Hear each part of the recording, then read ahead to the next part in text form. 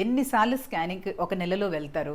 డబ్బులంతా తగిలేస్తున్నావు. ప్రెగ్నెన్సీ నిలిచింది లేదు, పెట్టింది లేదు. మా కాలంలో ఇవన్నీ మేమసలు ఎరుగనే లేదు అంటూ మా అత్త దెప్పి పొడుస్తున్నారు అని ఇన్‌ఫర్టిలిటీ ట్రీట్మెంట్‌లో ఫాలిక్యులర్ స్టడీస్‌కొచ్చే పేషెంట్స్ చాలామంది కంప్లెయింట్ చేస్తూ ఉంటారు. సో, వీళ్ళందరి కోసం ఈ రీల్. ఫాలిక్యులర్ స్టడీస్ అనేది డామినెంట్ ఫాలికల్ వచ్చేంత వరకు, అలాగే లైనింగ్ ఆఫ్ ద యూట్రస్ మనకు రిక్వైర్డ్ మెజర్మెంట్ వచ్చేంత వరకు మీరు స్కాన్‌కి రావాల్సి ఉంటుంది.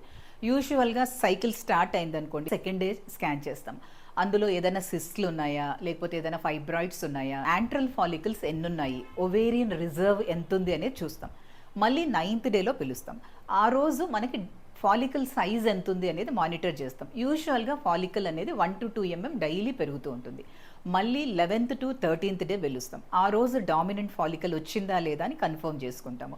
మళ్ళీ 14th to 16th day ovulation జరిగిందా లేదా అని, అలాగే ఎండోమెట్రియల్ లైనింగ్ ఎక్కడైతే బేబీ ఇంప్లాంట్ అవుతుందో అది రిక్వైరబుల్ మెజర్మెంట్స్కి వచ్చిందా, అబోవ్ 8 వచ్చిందా అని కన్ఫర్మ్ చేసుకుంటాం. సో ఒక్క ఫాలిక్యులర్ స్టడీస్కి మీరు మినిమం 4 to 5 టైమ్స్ రావాల్సి ఉంటుంది. మీ సైకిల్స్ కనుక రెగ్యులర్ అయితే ఎగ్ అనేది 12th టు 18th డే మధ్యలో రిలీజ్ అవుతుంటుంది.